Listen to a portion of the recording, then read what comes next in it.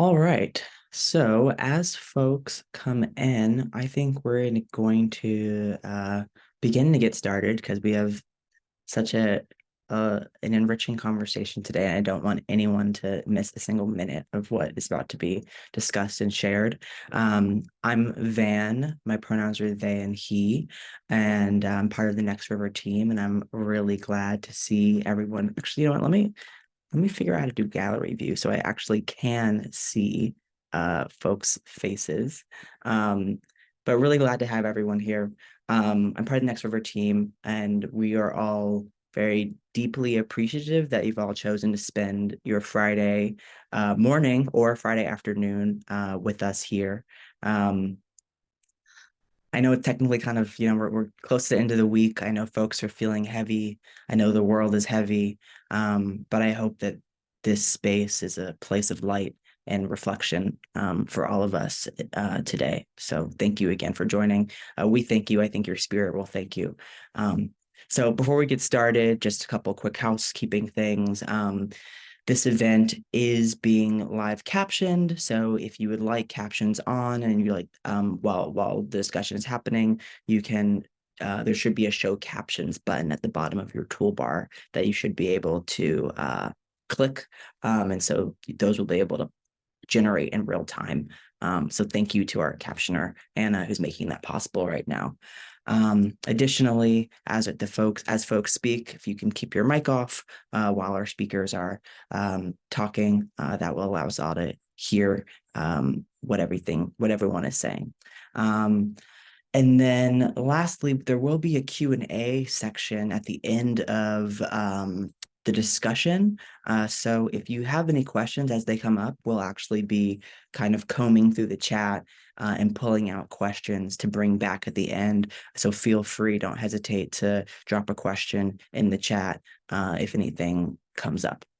And if you have any other tech questions, feel free to reach out to myself or Allison, who is in the chat as well, Allison Cook, and we can help you. And then lastly, this event will be recording. And so just wanted to give a heads up on that. But it should only be recording the speakers themselves and their audio. It won't capture the gallery or crowd or anything. But okay, without further ado, I'd like to introduce our speakers today, the authors of Freedom's Revival Research from the Headwaters of Liberation, Mia Birdsong, Executive Director of Next River, and Sunita Devono Powell, co-founder of Groundworks Consulting, and our moderator today, who is author Courtney E. Martin.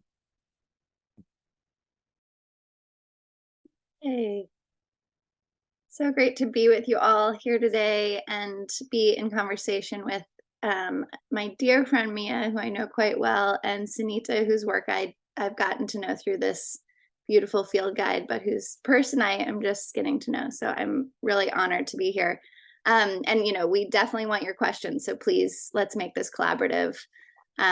We would love to hear what's on your mind. I'm sure many of you have been poring over this thing as I have and just been amazed by all the different threads you can pull out and explore. So let's do a lot of that today. Let's just start with the basics. And I'm guessing this is towards you, Mia, which is like, why freedom? Why that word in particular? Why that lens in particular? And tell us the story when it really struck you that you needed to both create a Yes. whole like institution around this, but also the field guide itself.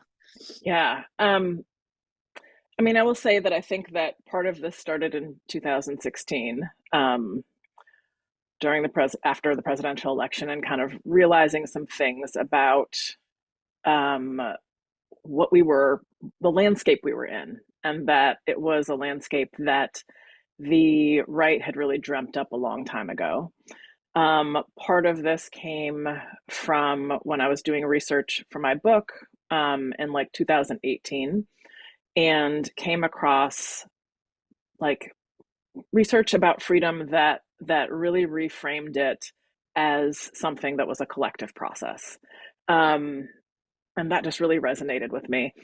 And then as like I started to kind of, you know, build and be thinking about freedom and think about what a project might be, I read Clint Smith's book, How How the the Word Is Passed. Yeah.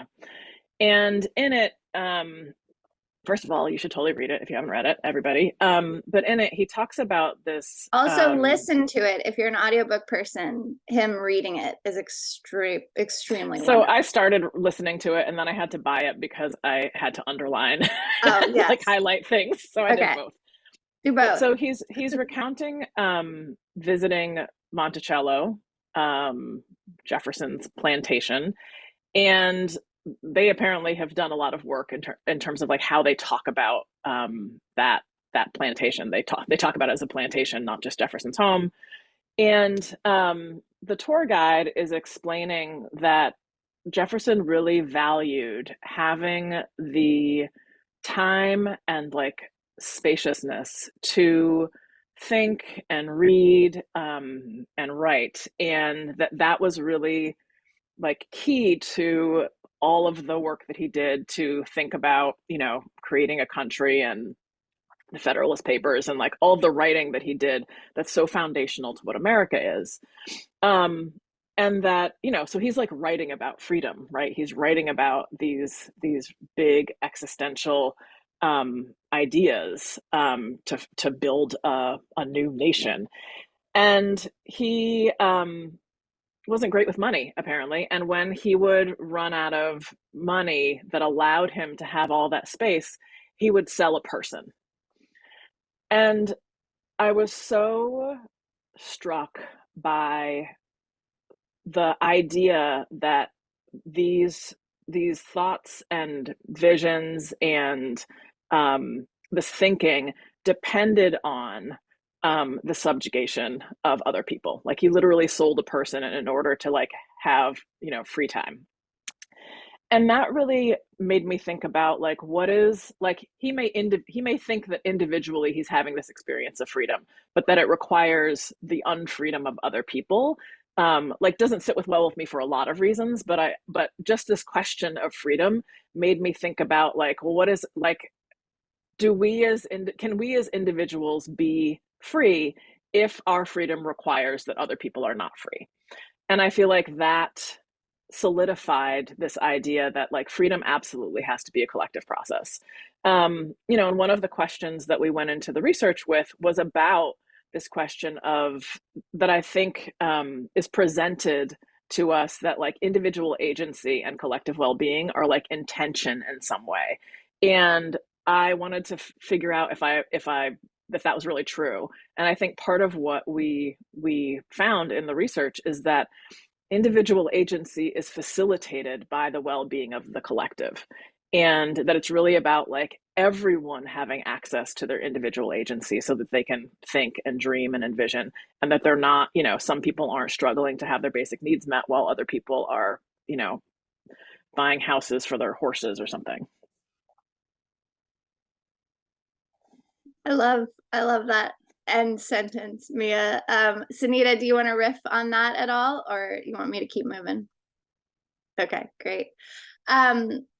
So why this form of the field guide? Because for those who haven't looked at it, it is not your typical think tank white paper, as you might imagine if you know these two incredible people. It's got footnotes. It's got, you know, lots of quotations from other people. It's a deeply collective document, which obviously mirrors what you just said, Mia, about freedom needing to be a collective project. But will you talk a little bit about the structure and how you all came up with that structure along the way? Sunita, do you want to talk about this? Okay. Sure.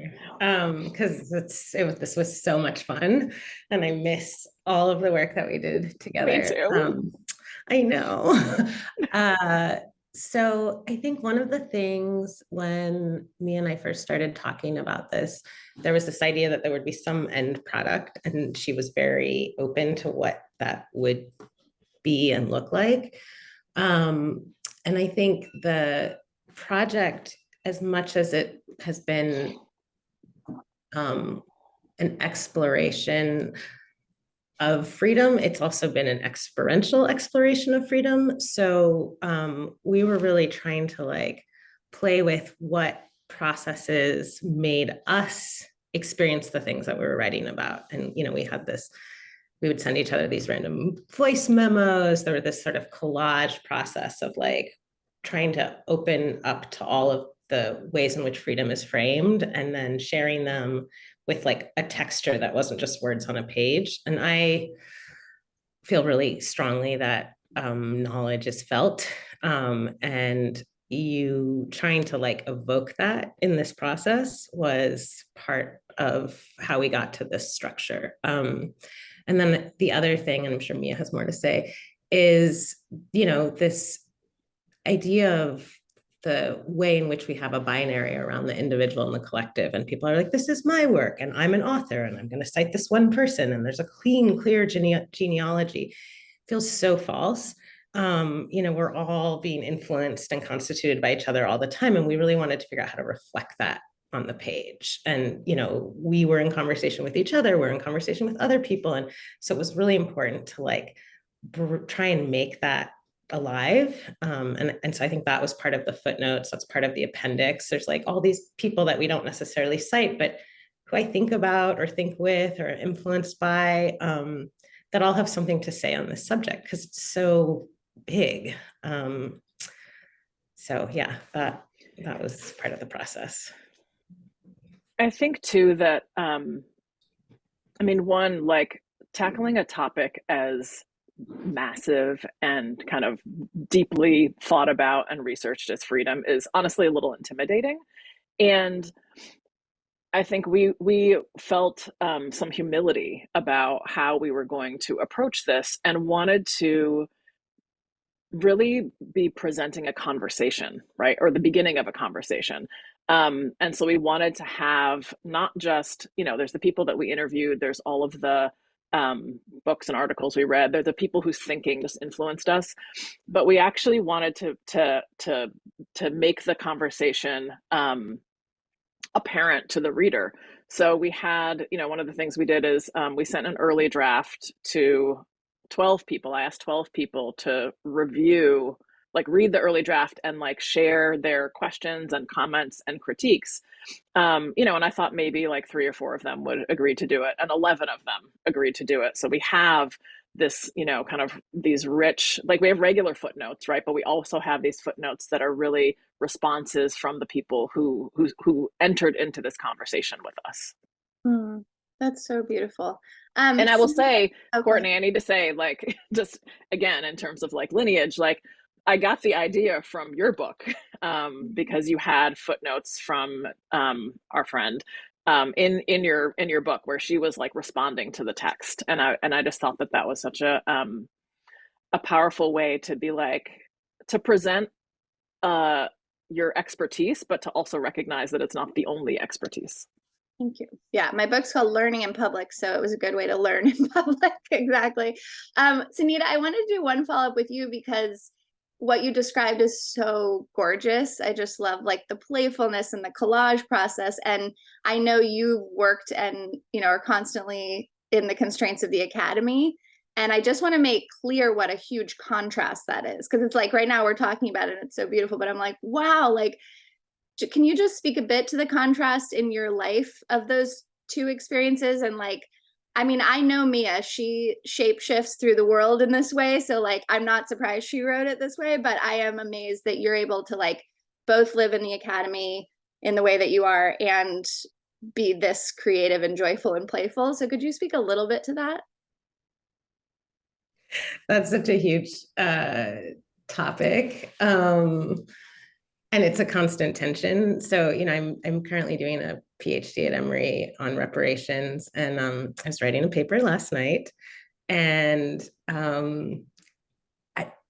you know, there's a form now where people do these positionality statements at the beginning of their writing of here's who I am and blah blah blah, and it is very dry and neat, and I just don't like it. So I ended up doing something very different in this. And it'll be interesting to see how it lands. But I think that I love learning, and the Academy is a place that is associated with a process that facilitates learning, but it's so limited. It's so limited and it's so narrow. And, we're constantly like unlearning things that we've been taught and told. So there's a way in which I like being in that space because it's a place where you have time to think slowly and deeply. And then there's a lot about it that I really don't like. And so I feel like I'm constantly in this liminal back and forth between the sort of discipline of the Academy and undisciplining myself in the world. And in the context of this project, I think, one of the things that we're trying to evoke in it is this idea of transformation, of leaning into another world, but we're also not there yet. And so it was like, okay, as Mia said, this is a huge project. We could go on, this could be 1,000 pages, but no one would want to read 1,000 pages. And so you have to like artificially create these guardrails that respond to where people are at and how they can enter into a conversation. And I think, academic structures do that for academics, and then there's other structures that do that in other spaces. That's beautiful. And strikes me so meta because it's like you've developed this muscle to be inside of an institution and a culture that is not about freedom, really. And then also practice your own freedom in the time that you were able to create with Mia. So it's like, that's something we all need to be doing right now, or, it'll never happen. And then also just that parallel of like the rooms of the founding fathers that you were talking about, Mia, dependent on exploitation and how the Academy is so like that in its own way. So it's just like, it's so interesting that we're like still there in various ways. Let's get into the meat of the 4 interconnected freedom types. Can you just like, for those of us who haven't gotten to like fully delve into it yet, could you give us a little of those 4 types? Yes. So I'm going to speak to the structure of the field guide a little bit. There's kind of a presentation of this like big idea and the inquiry that we were engaging in. There's some of the like history of how we got here and some analysis of where we're at, right? And then the thing that I really, really wanted to explore was like if interconnected freedom is fundamental to what human beings are, like part of being human is our interconnection, right? We're not like sea turtles, right? Where like your mom lays the eggs on the beach and then is like, peace out, watch out for the seagulls, like good luck, right? From the beginning, right? We need care and connection, and over the arc of our lifetimes, our role in community changes depending on our abilities, right? Our capacities. And I wanted to understand, like, what are the conditions that are necessary for interconnected freedom to exist? Because if it's something that we want, like, it has to exist in a container. So we kind of articulated 4: mutuality, embodiment, pragmatic faith, and transformation. Mutuality, I think, is the one that people probably have the most familiarity with. It is that, in the collective, right? In the collective we want, the healthy collective, the collective where everyone's well-being is attended to. We are all giving what we can freely give to support the collective, but everybody is taken care of, and it doesn't matter if you are able to do a lot or a little or nothing or everything. You're taken care of and cared for. And it obviously stands in stark contrast to kind of like how we function now. So I don't know if you want to add anything about mutuality, but that's just like in a nugget what it is. The experiential is that we, because we are human, we actually have in our bodies knowledge, wisdom about what interconnected freedom is. And it is something that needs to be felt. As Sunita said a minute ago, like knowledge is felt.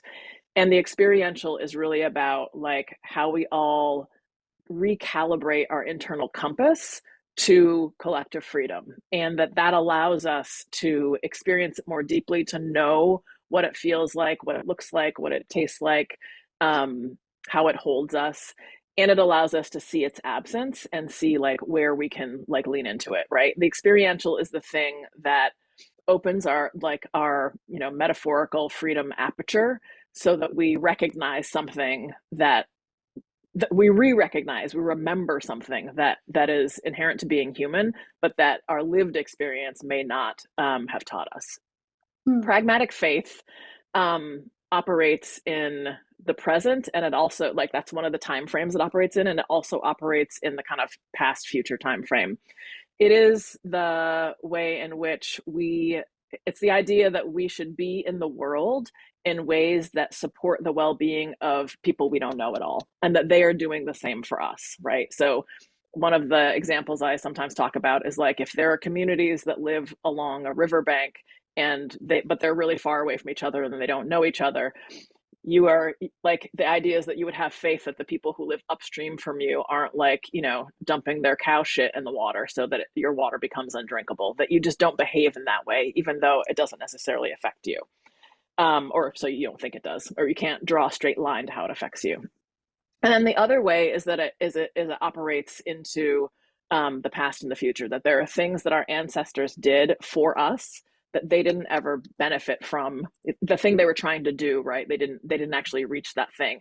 And I think about abolition as being one of these like acts of pragmatic faith. And then I think about, like, that we are, like, if we're practicing pragmatic faith, we are trying to be really good ancestors, right? We're trying to do things that create the world that we want for our descendants, even if we don't ever get to live in it. And by being that way, we actually are bringing into our own lives the experience that we're trying to create for other people, even if we don't kind of, experience it at scale. And then transformation recognizes that in order to have interconnected freedom, we actually have to become different people. Like, we are not the society, right, that could have interconnected freedom, because not only are systems of oppression all around us, but they are inside of us, right? We have learned from white supremacy and patriarchy and capitalism how to be people in the world. And the transformation is really the healing, the repair, and the evolution that needs to happen so that we could become the people who could support and maintain interconnected freedom. Those are my definitions. Sunita, feel free to add anything. And I also need to plug my computer on, but I'm not going anywhere. I don't need to add anything I think you perfectly evoked the elements. One thing I want to say is that they're all in relationship with each other. So if you take what Mia just said about transformation, part of the healing and the repair is building more muscle around the experiential, being in more relationships of mutuality. And so there's this way in which they're intersecting. And, this is like a very nonlinear frame, which is hard to wrap the head around. But they like seep into each other. They all sort of influence each other and are all like actually central. And then the one thing I wanted to add is that one of the ways we came to these conditions, in addition to the research, was in conversations with people, asking them to think about or describe their own experiences of freedom. And there were just like these themes that were so similar. It was like you talk to someone who's 65 and lives in New York City, and you talk to someone who's like 20 and lives in like a rural area, and they would be like, oh, I feel most free when, and you start to build this vocabulary. And so when we looked at that list of things, we're like, okay, what are the conditions that are implicated in what people know as freedom in the way that we're trying to describe it? I love that. That's so beautiful. So given how nonlinear and interconnected and fluid all of that is, I'm dying to just imagine you guys in a room figuring out these 4 conditions. Like, was there a huge board? Was this virtual? Like, how did you sort of transcribe and categorize things? How did you land on these 4? We live on opposite sides of the country. So yeah. I mean, I want to go back to what Sunita kind of just started to describe about how we communicated. So, we did this, right? We had Zoom meetings every week or every other week. And we recorded them because we would just have these amazing conversations. And then our teams, we had this WhatsApp thread, and we would share, we would take pictures of pages of books with stuff underlined. We would share videos. We would share other texts from other people. We would share Instagram posts. We would share art. So we were really building this very textural, multifaceted archive of the things that just struck us. And I will say that the development of the actual elements, that was Sunita. We originally had 5. I don't even remember what the 5th one was, and then she was like, no, that's wrong, and came back with the 4. I think I may have changed the name of them, but those were really came out of the thinking that she was doing. And I'm not saying that I didn't have anything to do with it, but she really identified those things. And I don't know. I mean, that was in your head, Sunita. So I don't know what magic went off to make that happen. Well, and one thing I will say is it was we had all of this stuff. I had hundreds of pages of notes, and we had this thread and these images, and I do, I'm a big fan of napping. And one of the things I discovered— Did you say napping or mapping? Napping, taking naps. Okay. Yeah, one of the things I discovered when I was in law school is that I think I metabolize information in my sleep.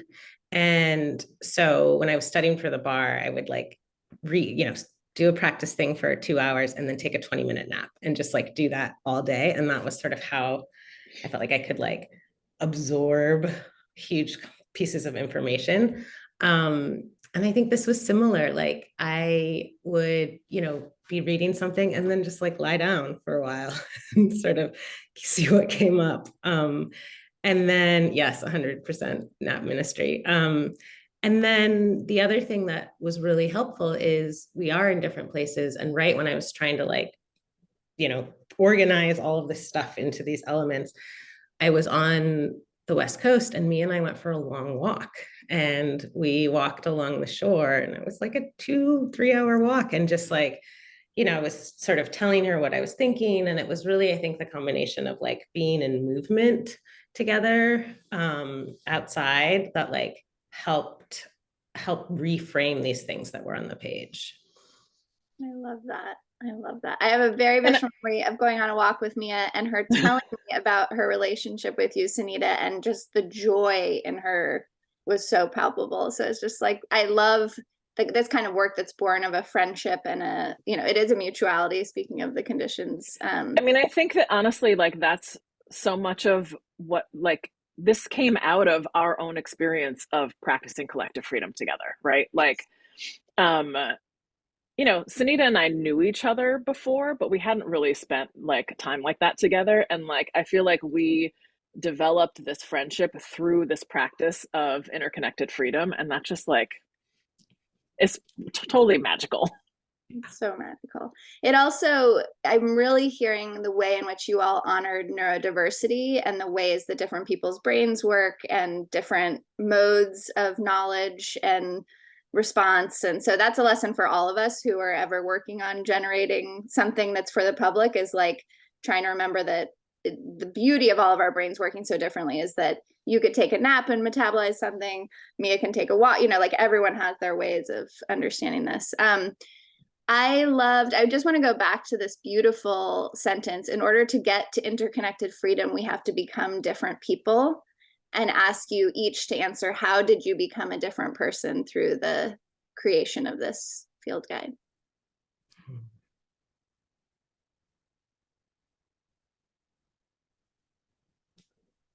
I think I'm gonna start with the embodiment part, and that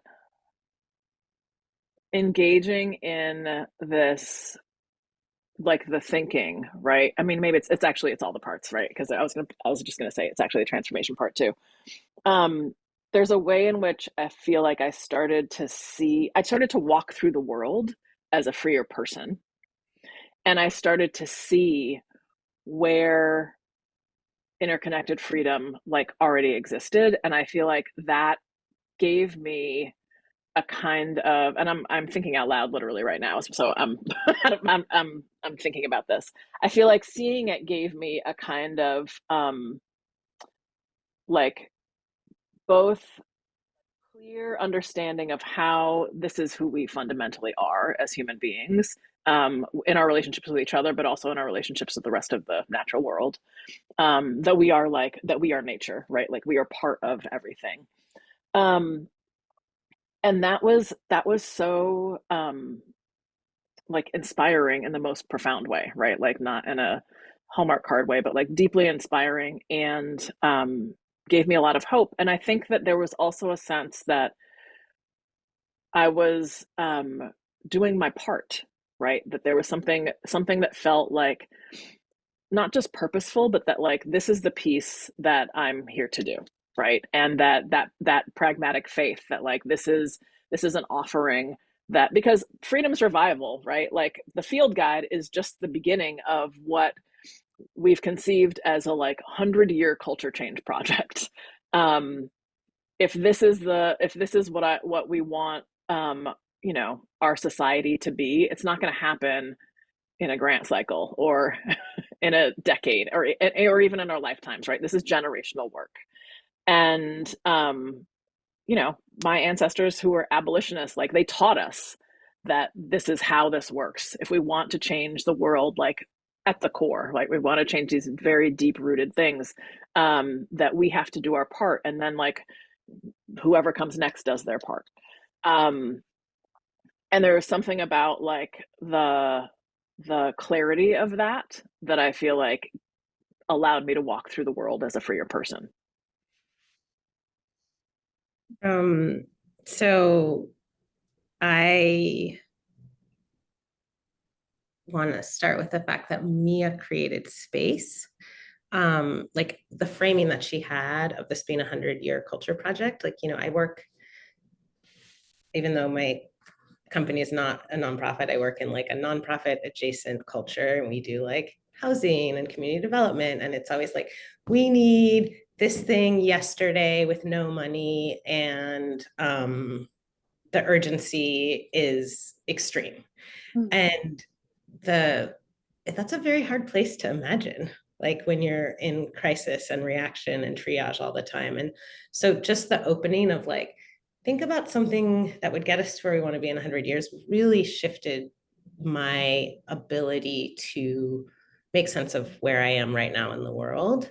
And I think the process of what Mia described as sort of like, once you start to see interconnected freedom, you can't unsee it. It's like everywhere. And having that vision shift put me in greater resonance with myself and the world. And I feel like, the last few years have been really hard for humans. We're not doing a great job. We're not rising to the challenges. And I think if you care about the world, it can feel very overwhelming and depressing. And there was a way in which this process and the idea of like just doing the work, doing the exploration, changing what seemed possible and changing how I was able to move through the world and not get sort of like overwhelmed by the day-to-day realities. That's so beautiful. I love that. I want to read one of my favorite just like pieces of writing in the field guide is in the postscript, and it says, "Freedom's revival is not a product of the hope that truncates our grief or interrupts our heartbreak.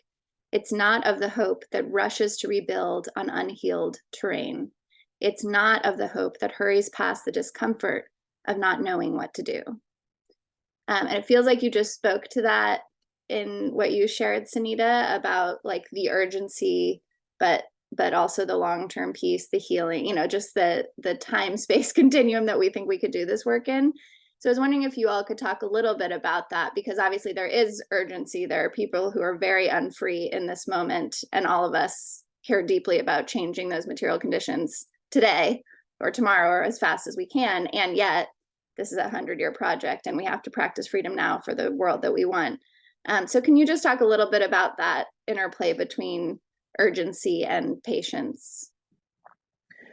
I often talk about like how I'm trying to stand with one foot in the reality of the world we live in, right? This is not about like disconnecting from what's happening now to like envision something else. It is about standing with like one foot firmly planted here and then having the other foot right in the future that we want.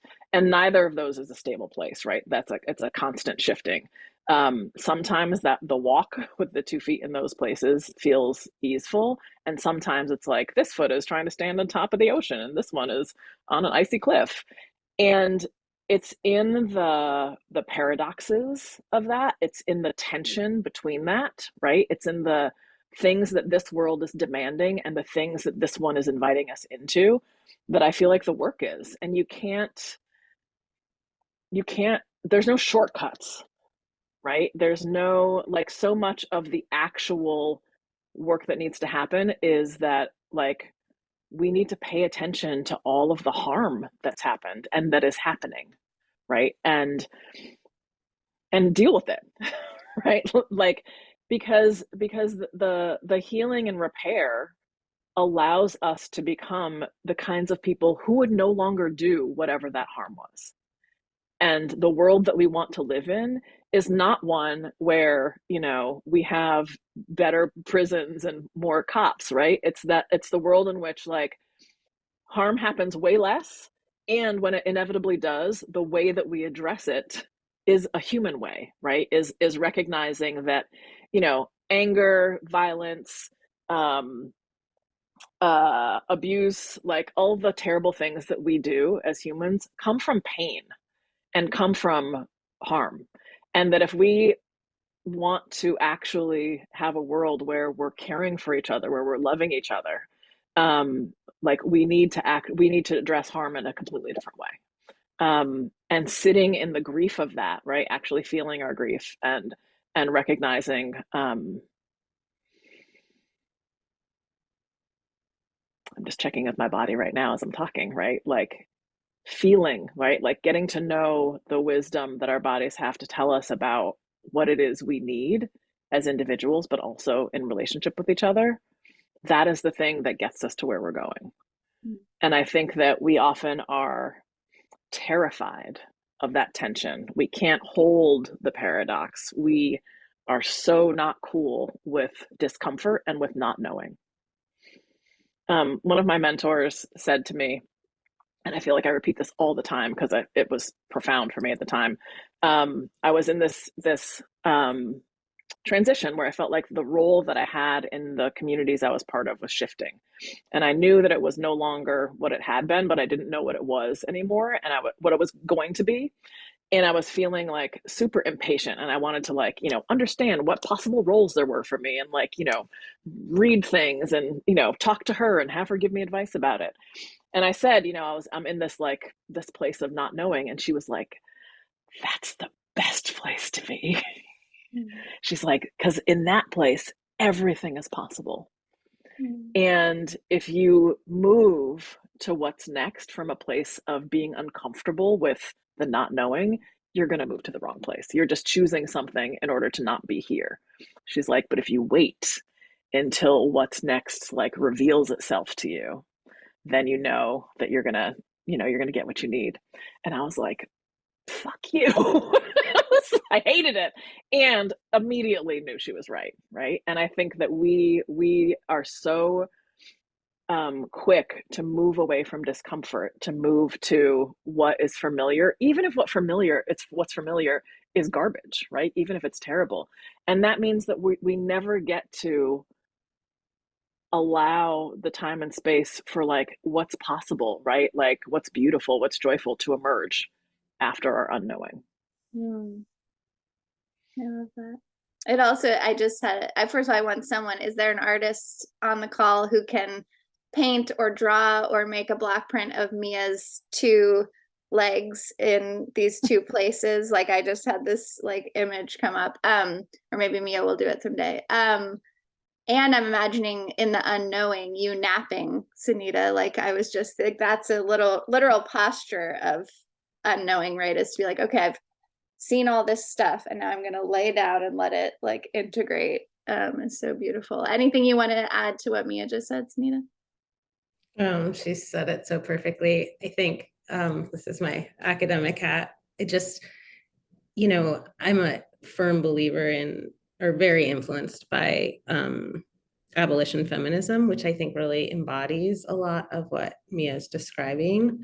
And the idea of the prefigurative, I think, in addition to making the wrong choice, I think there's a way in which we only want to act if we know we're doing the right thing, and it um, it freezes us, and so because we can't know, and so we're in these like it's let's do some more research, let's think about this more, let's and it's like we are gonna do harm, we are gonna mess up, but being open to all of the possibilities, just there's like a multiplier effect, because then it sort of those build their own possibilities and those build their own possibilities, and all of a sudden you're like, oh, there's so much more richness out here, if I don't try and pretend that I have a clear map for where I'm going. And Sunita, this dovetails into a question that I know you wanted to speak to, which is the relationship between freedom and control. Can you say a little bit more about that? Yeah, I've been thinking about this a lot. So I just finished a paper, and it's thinking about how to decolonize Black reparations, and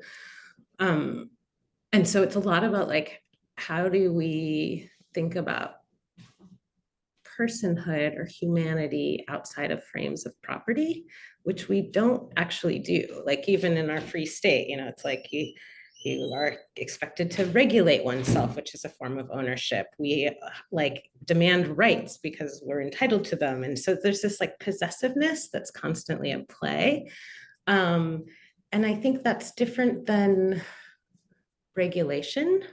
And so I think control is sort of a disciplining possessive way of thinking about regulation, whereas regulation is something that we do together. We co-regulate all the time. It's a tweaking. There's like a toggle, like sometimes you go too far and sometimes you come back, it's more of a process, whereas I think control has this sort of idea of like the external and internal impositions that are really neat. And so I think that one of the things that's underexplored in the paper that I want us to be able to delve more into is the dynamic relationship between the individual and the collective, and sort of the porousness. And I think regulation is one way you start to get at that, right? Like, I'm not just me. How I am in the world is being regulated by what other people see me as, what they make possible. And so it's a control that is more complicated than sort of individual agency, or it's the sort of like punitive disciplining idea of control that we think about. Man, there's so much there. Mia, I can see why you love thinking with this person. I'm like, wow, my brain just exploded. I think that gets maybe towards the audience question for you all, which is for the folks who are listening now with us and people who are taking this field guide in. I'm just thinking about like, they take it in, and then the individual versus collective experience of that. And there's probably practices of freedom that individual readers and listeners can do, but how do they bring that to their organizations, their families, their neighborhoods, their communities? Can you just talk a little bit about who you hope reads it and what you like imagine for them to be able to do with it? I mean, when I think about audience, right, which is also always a question you have when you're writing something, like who are you trying to impact? I think the first audience is the people for whom this speaks to a truth that they already know, and it just articulates it like more clearly. So the folks like who this is going to really resonate for. I think anybody who is trying to make sense of the world we live in and the world that we want, right? Like that tension, and like wanting some language, some framework, and some practices to engage with. One of the things I get asked, both because of this, but also because of the book I wrote, How We Show Up, right, is the how, right? Like people want to understand, like, how do I build community? How do I make friends? Like, how do I practice freedom? And I don't have like any answers. I'm like, I know how I do that, right? I know I can sit, like there's no prescription. And I feel like this is the thing that is about sitting in that like unknown.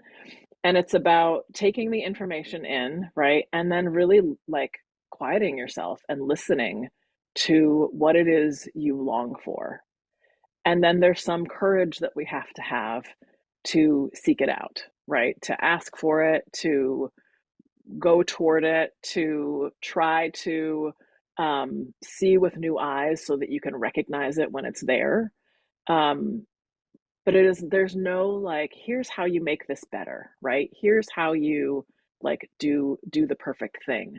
Um, I think a lot of it is that it is about a returning. And I think the thing that makes me um, one of the things that gives me hope about this work is that it is not some new thing. Like our ancestors absolutely knew what collective freedom was.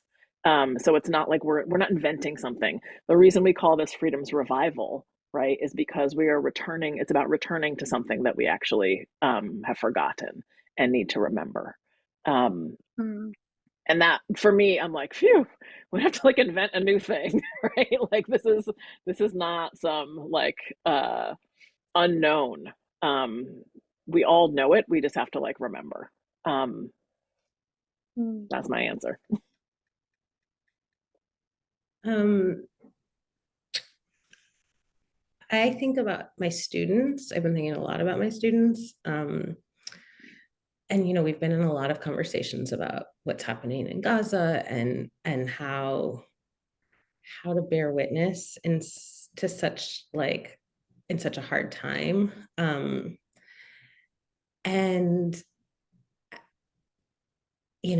these are all, we were in class a few weeks ago, and I was like, you all are living through history. Like this, what is happening right now is going to fundamentally reshape the world that you become adults in. And they were like, our whole lives have been history. And I was like, oh, true story, like 9/11 through now. And but that's also always been true. And so, I just think what I see with them is like a real anxiety about getting stuff wrong, and like the way in which that makes them smaller and smaller. And I want them to be able to relinquish some of that anxiety, and feel freer in the world, and which is not to gloss over how unfree the world is, but um, that that's the audience I'm thinking about the most in this. That's really beautiful. I'm gonna go to you all soon via Van. Van, I think I'm passing it back to you, and you're gonna handle the Q&A. So I just want to plant that seed in your minds, because we'd love to hear your voices and your questions. But I want to ask two more questions. One is there anything that landed on the cutting room floor, either content-wise or structurally, that you think is really interesting? Um, I mean, I think that some of the like how we got here, like how we got to individualistic, unfree freedom, right? How America basically developed a narrative about freedom that is actually the opposite of freedom and has been pulling this like hundreds-year grift on all of us to convince us that freedom is about disconnection and resource hoarding and our individual ability to like do our whole lives. I think there's a lot more to explore there, and then I think there are so many more examples and stories to tell. A lot of what I feel like my approach to articulating ideas that open up kind of new frameworks for people is to just tell a bunch of stories as examples of what it can look like, so that people can start to see where the thing exists in their lives or what it could be like for them, right? It's not like, here's how you do it, but here's a bazillion like possibilities, so that you know that there are a bazillion possibilities for you as well. So I feel like we could do a lot more of that. I don't know, Sunita, what else are you thinking about?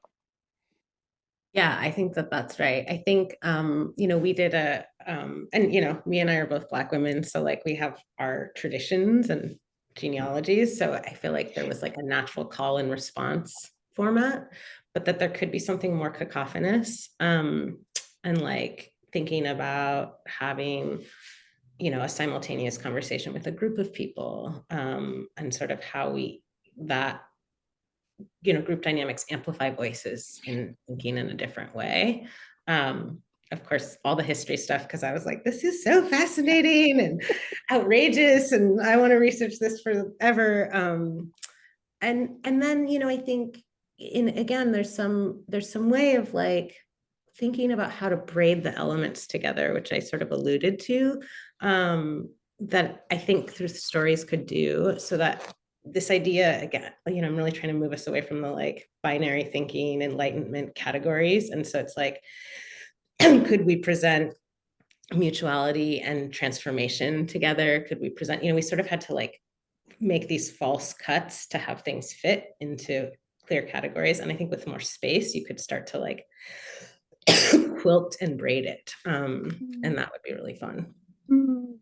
It's beautiful. It's so fun to think about all the visual or tactile forms that kind of work could take, like different transparencies of different colors, or like literally weaving, or it's so fun. I hope there are lots of artists who will continue to interact with all this work. And then the last question I wanted to ask the two of you, and find, if only one of you wants to respond, but is, this is just a beginning. There's like such an exciting beginning, but there's so much more to do. Like, when you really tune into yourself, what feels like, in the next, your deepest like dream at the moment for where this work goes next, like who you get to collaborate with, what you get to create, anything strike you? I know there's probably 1,000 things, but maybe just pick one that really excites you today. You go first. I mean, let me just say, we're going to totally write a book. Like I'm like, we're like a third of the way there. And there's so much more that we clearly could do with this. So there will be a freedom survival book. Which is super exciting. I mean, I think so exciting. Yeah, I mean, it's just been such a like pleasure to collaborate on this and push each other in our like thinking and practice. And so I'm just like, I just want to get to like that next iteration. Yeah. And I think we like that. I want to see how these terms can be deployed. I want to like see them take life and come back and be in conversation around them. We're trying to build a new language, and that's like a very awkward thing to do. And so I'm like, what's gonna work? What's not gonna work? That's gonna be so interesting to see. Yeah, there's a lot of experimenting I feel like we'd like to do in collaboration with other folks. Like it really, like this is a real invitation to, be thinking about like how does we want this to be an offering, right? It's meant to be of service to other folks and other movements or organizations or collectives. So I'm really curious about how people might want to bring this into like what they're already doing, right? Not as like an additional thing, but how does this enrich something that's already happening in people's, how does it like add potency or make it more powerful or make it more expansive? I'm really curious and excited about those potential opportunities for experimentation and collaboration. And then I think there should be like, a movie or a Netflix series about interconnected freedom. Because like I said, this is ultimately a culture change project. Like I'm envisioning, right, an America in which we pursue and believe in interconnected freedom, and that, like, that's how, like, that's what we think when we say freedom, like this is what we think, as opposed to what we think now. And like, to be clear, that the thinking that is individualistic and about resource hoarding is like not it's not just on the right. Like, it is across the political spectrum that that kind of thinking happens, because that's what we've all been, you know, kind of socialized inside of. So I'm really want other people, I want lots and lots of other people to like to feel this, right, to hear it, to taste it, to wrestle with it, and to take it and make it, like, you know, relevant to them in the context that they're in. Beautiful. I just have to share, I'm reading this book. I'm going to throw a thing in chat about it, by John Lee Clark, who's part of the deaf-blind community. And they've, like, that community has recently created a new language because sign language and Braille and all these other, like, modalities weren't working for them. And it's like sign language, but it's physical, like they touch each other while signing. And it just feels very much akin to what you were saying, Sunita, of like creating a new language, like that's both experiential and works for the people who are supposed to be working for. Like, I just think it's such an interesting example of like what you guys are talking about. I'm like, what's the version of that that hits freedom, survival, and anyway, there's so many cool intersections. So over to you, Van, to get some more voices into this beautiful mix. And thank you all so much for the conversation so far. Thank you, Courtney. Mm-hmm. Yes, thank you, Courtney. And thank you just, you know, for everything that everyone said and offered up today and left us all to think about. I know everyone's mics are off, but like, I just want to do a silent applause for everything we've heard so far. All right, let's see. We've got a couple questions here. Eva asked, what are you most excited about at this moment, vis-a-vis your work?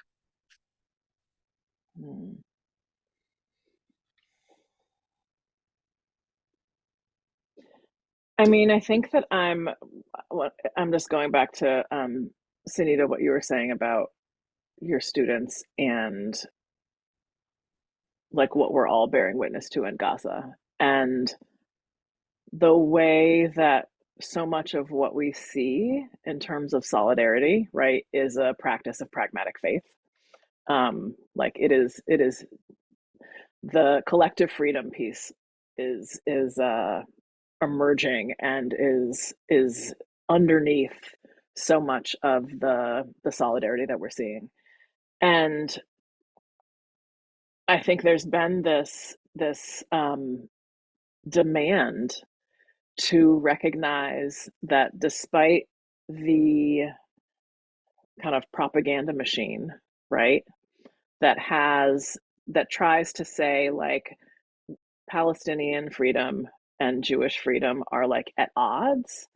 I feel like there's so many folks, particularly Jewish folks, who are very clear, right, that no one is free unless everybody's free.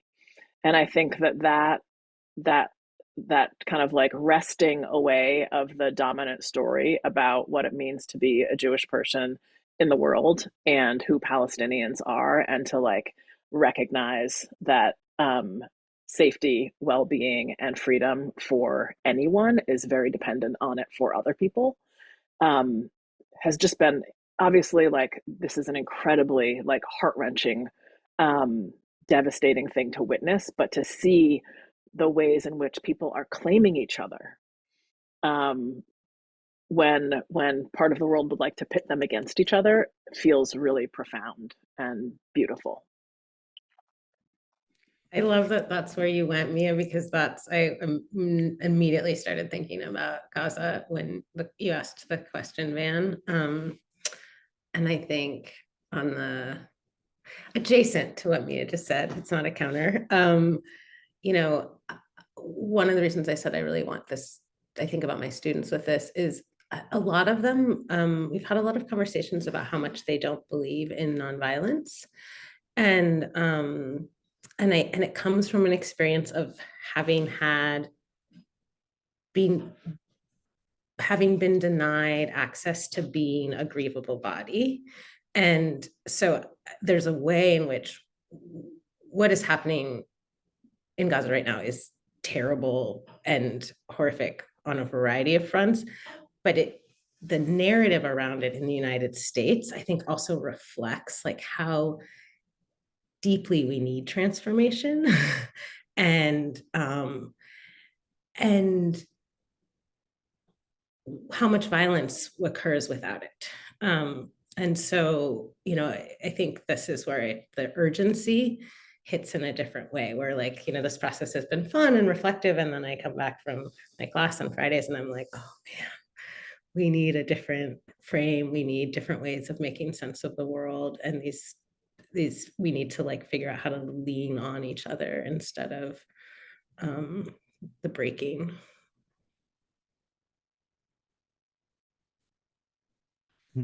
Thank you for that.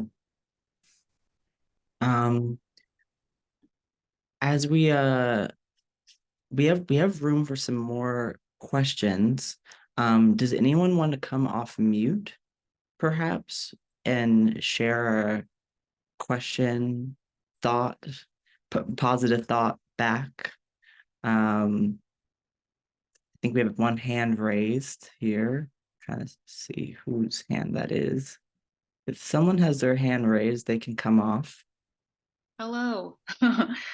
Thank you so much for this conversation. I almost didn't come, and I'm really glad I did.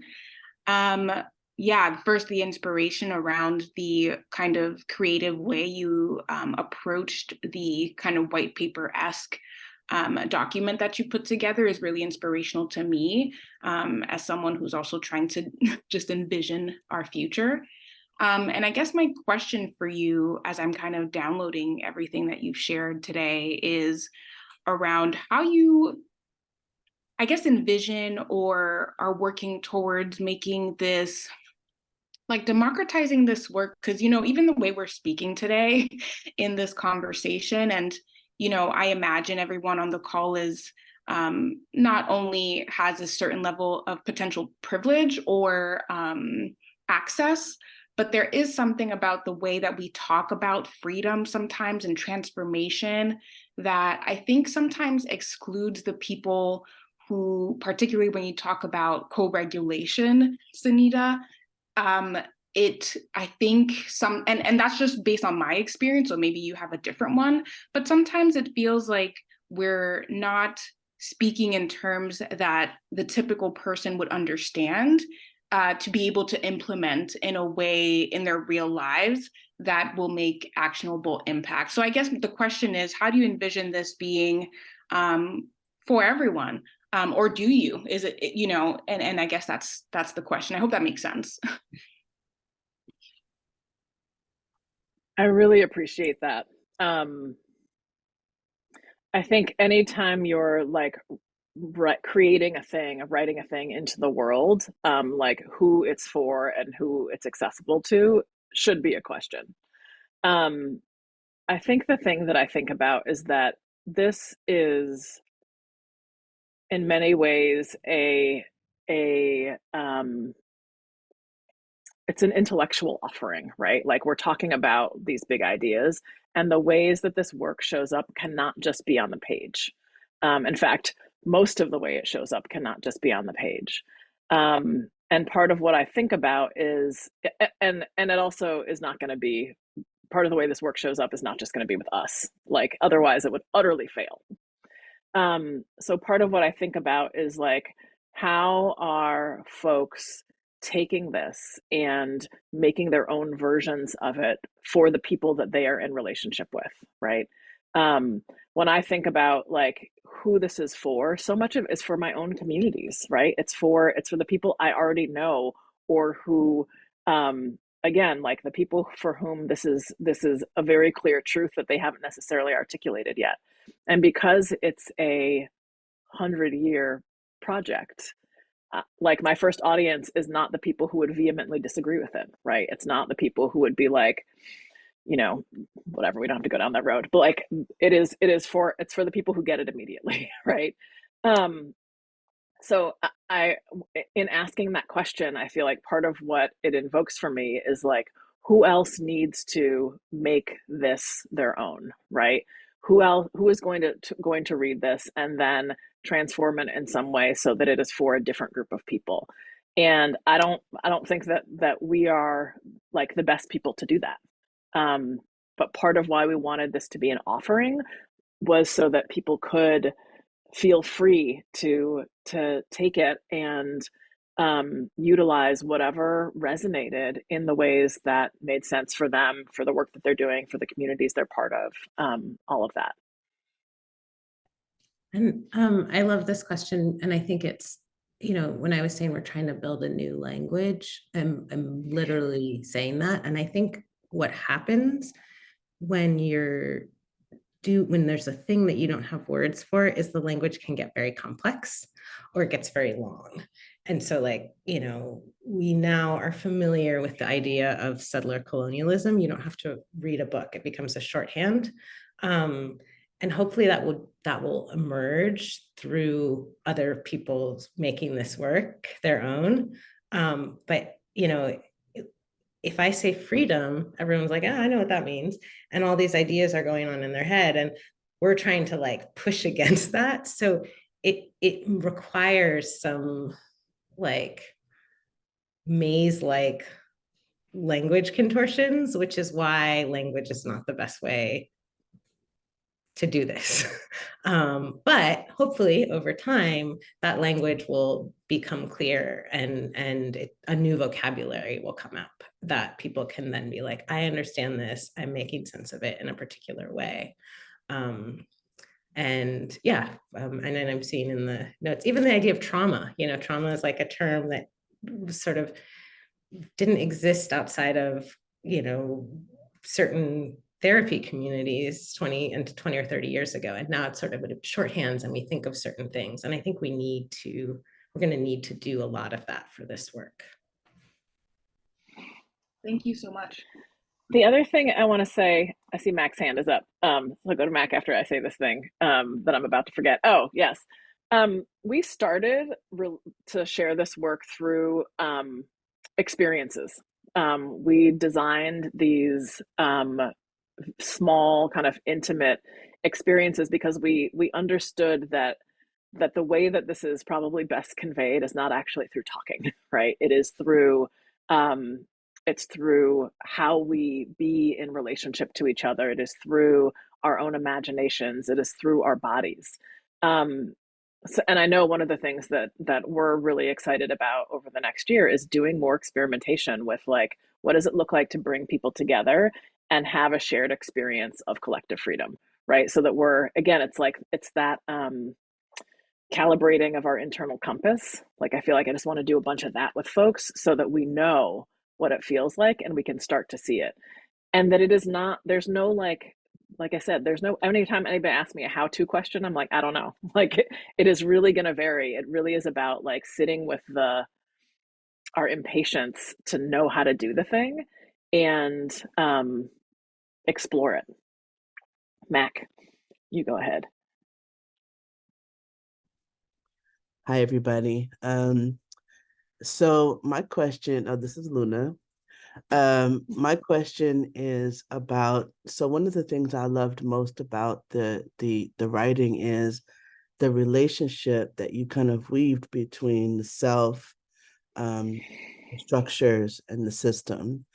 And I wanted to ask, there's like the vision of interconnected freedom, and then there's the mechanics, of interconnected freedom. And why was it important to make this relationship between the individual self and kind of like this broader cultural narrative, and then this, the specifics around kind of like what kind of change might that actually look like in the future, that vision?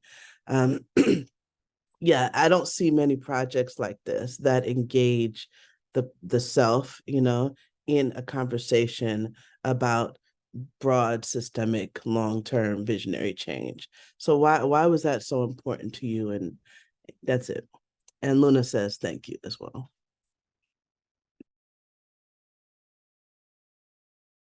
Sunita, do you want to go ahead? Yeah, I can start. One of the things that I think is in the background of some of this is, you know, my mom's Jewish, I identify as Jewish, I'm pretty secular. But I think a lot about how what it means to be secular in our society and sort of what we've seeded in that process. And I think that shift we've moved from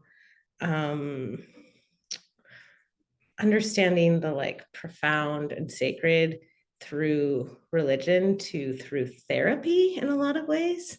And so um, there's this way in which that both of those frames, whether you're thinking about therapy or religion, um, bring attention to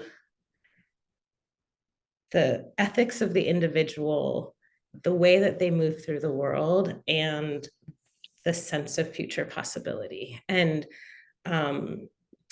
that like nexus is where I think a lot of culture shifting is possible. And so I think that like that sort of trying to like triangulate around that space, which I think we all, especially people who work in social justice, kind of get, but we aren't explicit about, and we sometimes disavow because it's, you know, associated with things that rational secular people don't want to touch. But to me, that's the like that it's the mystical. Like there's something central to this work that, you know, has a component of things that are undervalued or undertended to, but are required to have that lens around our sort of internal selves and the world and the structure and the worlding, like how we're making and imagining the world. I love that so much. I think what I would add is that like all of the work that we want done in the world is done by people, right? Like systems change is done by people. Movements are people. Organizing requires people. And if we stay in the place of who we are to survive and be in and respond to this world, we don't ever become the people who can have the other world, right? Like I often say to people, if we took us, even to the most like radical and progressive of us, and dropped us in a parallel universe where interconnected freedom was like already there, we would fuck it up because we'd be bringing all our shit with us. So if we are not doing our work, right, on ourselves, but with each other, right, in relationship to each other, we are going to fail. Like, we will not actually get to where it is we want to go. We will continue to recreate different versions of what we already have. And I get why in so many arenas, right? Like movement in the nonprofit space, because it's also work, right? You know, this idea of personal transformation, of like tending to the spiritual, is both frowned upon, but like also just deeply uncomfortable, right? And like, let's be clear, like healing our trauma, whether it's our own individual like experiences or generational stuff or community trauma, like is like we don't like it. But we also don't have models for how to do it outside of therapy, right? And then we also don't have a lot of models for like what it looks like on the other side, like who we get to become. Um, and I think there are ways in which the people, and I'm not actually, this isn't necessarily a critique of those people, but the people who are kind of like in our orbit, whether it's through social media or books or whatever, as the people who like know about transformation and healing and all of those things, like a lot of us will be reading those books or quoting them, but don't actually go and do the work. So we have vocabulary about trauma and generational trauma and our inner children or whatever it is. But we haven't actually, we're afraid to do the work. And I think sometimes we don't actually, yes, we have memes, we don't know what the work looks like. and I will say that like in for me, right, in my own experience, like yes, I have multiple therapists. I have my like, talkie therapist. I got my somatics therapist. Like that all has been great. But so much of that work has been around like how I am in my relationships. Like I'm doing that work and practicing in my relationships. And then there is the work that I am doing with my people, right? Mac and I were just at a week-long meditation retreat together. Like that was collective healing. And it was extraordinary. And part of the reason it's good to do it with other people so you're not alone in it, right? Like, because it's scary.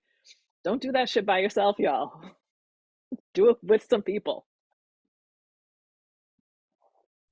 What you just shared may essentially be the answer to this question. But Tony had asked earlier. I'll read the full question here. You described the need to heal trauma and not just move past it, because unhealed trauma begets more trauma. How should we integrate or heal the conception of freedom that we've been conditioned to so that we can move more fully into interconnected freedom? And I feel like a lot of those sentiments that you just shared outside of traditional therapy and community and our relationships certainly speak to that answer, but if there is any additional context or thoughts that came up when hearing it framed in that way, so. I mean, one thing I will say, in addition to, abolition feminism, I love science fiction and I love queer theory. And part of why I love both those things is that a lot of times we see something and we're like, ooh, that's bad. I'm going to do the opposite. Or this hurts. Let's, how do we? And so I think, to Mia's point of, people also like being told what to do. There's a way of like thinking otherwise that can be maybe less reactive. And so I think if we think about like conditions of trauma and healing, it's not just, if X happened, I'm not going to do X. There's like a lot of complexity. And so I think this is part of the thing of we're trying to do with freedom is like, we don't want to just be like, we're the anti-old freedom group. We're like, how do we get you to like, how do you create like a tilt or a shift or one of my teachers talks about like, if there's a bad idea in the world, it probably won't go away, but how do you crowd it out? Like just put so much other stuff in there that the space it takes up is smaller and smaller. And I think that's sort of what this is trying to do with freedom.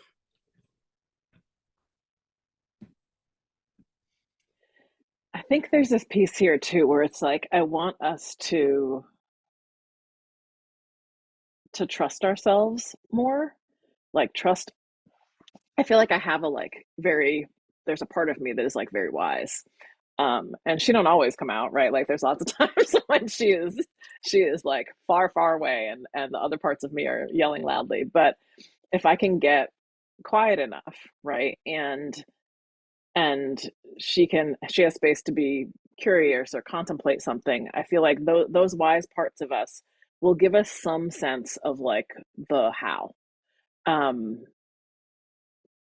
And again, I just like we're not like being avoidant when we when we don't tell you how to do things.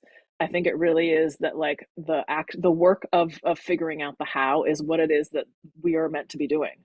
And as soon as we get prescriptive about it, we're shutting off all of the possibility for like what people might have done. We're not like holding some secret.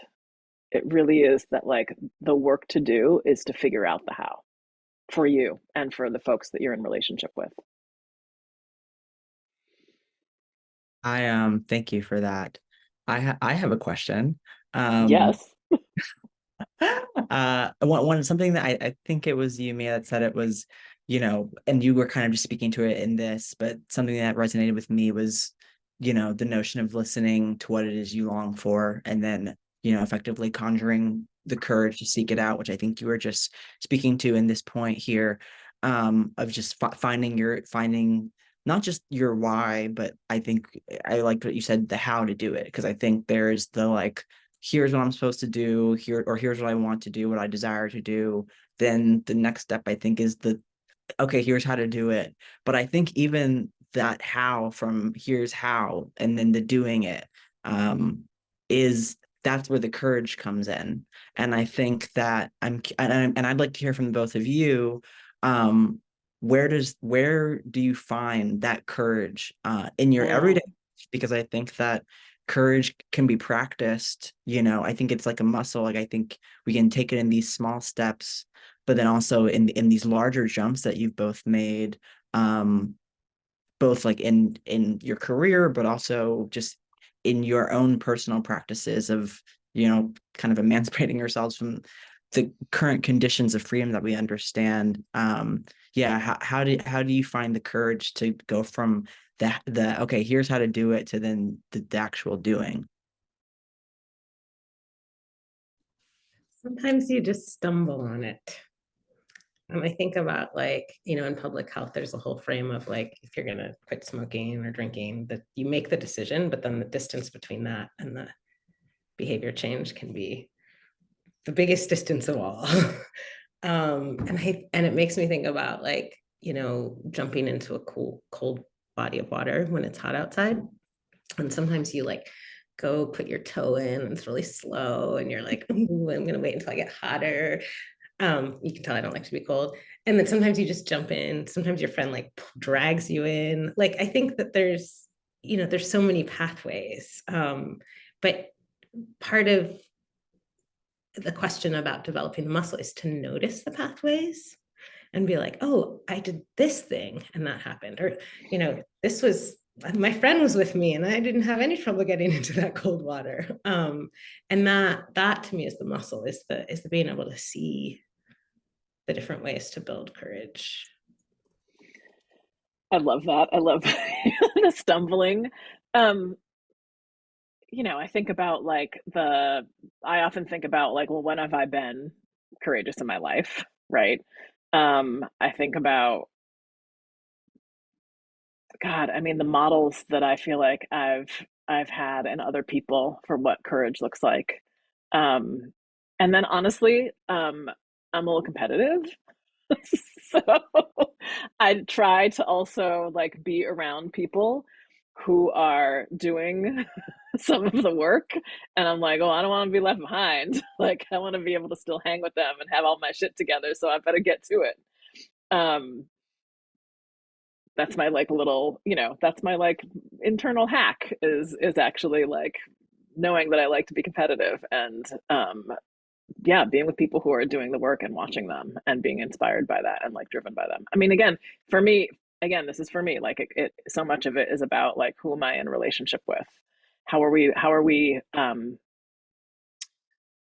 moving each other along? How are we doing this work alongside and with each other?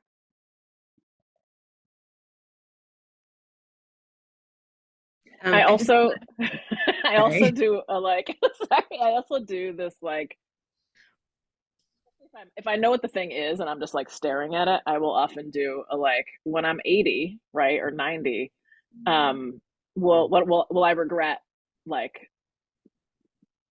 not doing it or doing it? And it's always I will regret not doing it, so that I'm and one of my biggest fears is getting to 90 and regretting parts of my life.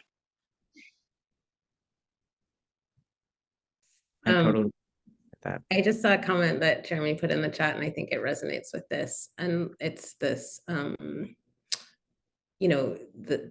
being with other people, as Mia said, could sometimes inspire. You're like, oh, I want to do that too, or I'm competitive. But it also is being witnessed.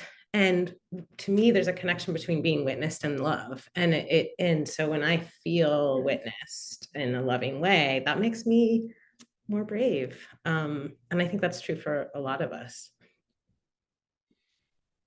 Absolutely. I love that. Well, I know we've got 1 minute left. So thank you everyone who was able to stay through the end of this. Something that's certainly sitting with me is, this notion of we can't do this work alone, and we need to do it together. And I hope that something I'm thinking a lot about is how do we bring folks in to do the work together that may not be already looking at doing the work. But I feel like just coming on this conversation and being able to, go hang out with friends later today and say, hey, here's what I did today. Like I listened to this talk and here's what came up is a way to activate that. And so I hope if anything resonated with folks today, they're able to share that out. Because I think, it's just the start of a conversation to a much longer arc of work. And this work, also the work that Next River is doing, this is also a much longer arc. So, please stay tuned and stay abreast to what we've got going on, because as Mia said, we have the field guide. Mia and Sunita are working on another book, and the work is also going to take many forms, beyond writing, beyond virtual events, and so we've got a lot in store for 2024. That did not mean to rhyme, but yeah. So if you have any thoughts, I think there was just a slide up, but if you have any thoughts, stories, sentiments around freedom, we do have in kind of a freedom hotline, if you will, a freedom email, freedom@nextriver.org, if you want to share your freedom stories, ideas, and dreams. And if you have not fully been able to engage with the field guide, it is on the Next River website, nextriver.org, where you can download a PDF version and fully dig and dive in. And again, yes, this was Mia and Sunita's first book together, and there will be more. So I love that you're already calling it a book, Van. You're like, this is basically a book. So as they work on their next one, if you know anyone that's worth interviewing, getting in touch with folks who want to support, fund, etc., get involved, feel free to use that email as well to offer any sentiments or tidbits about that as well. All right, I know we're 10:31, so 1 minute over, so I will give everyone back their day, but thank you again so much. Thank you, Mia.